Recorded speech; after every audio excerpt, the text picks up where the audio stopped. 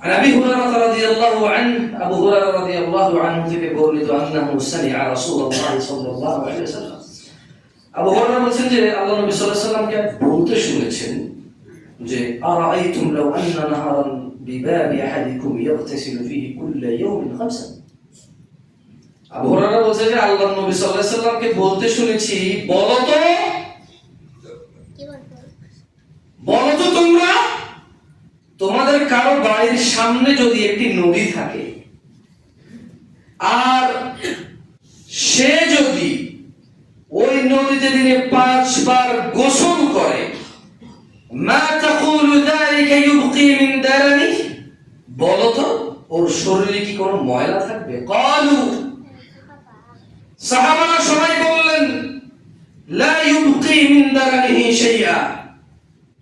সাহাবারা সবাই বললেন যে হে আল্লাহর রাসূল, না, কারণ বাড়ির সামনে যদি নদী থাকে আর যদি সে দিনে 5 বার গোসল করে তার শরীরে কোনো ময়লা থাকবে না। তিনি সাল্লাল্লাহু আলাইহি ওয়াসাল্লাম বললেন ফাযালিকা মিথলু সলাওয়াতিল খামস ইয়ামহু আল্লাহু বিহিল খাতায়া।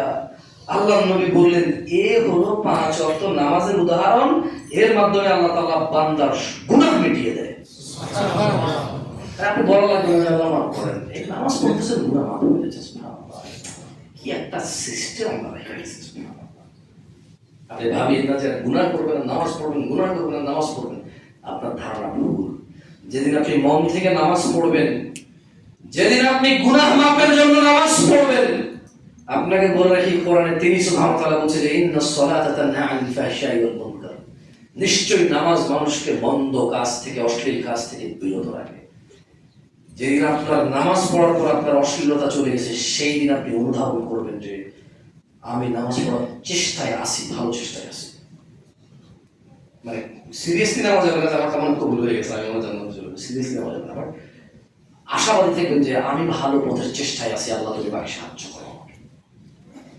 খারাপ কাজ এখন আমার খারাপ লাগে, অশ্লীলতা এখন আমার অসহ্য লাগে, নিজের কাছে নিজে লজ্জিত, এমন কাজে আমি কি ছিলাম, লিপ্ত ছিলাম। আল্লাহ আমাদেরকে বুঝার তৌফিক দান করুন।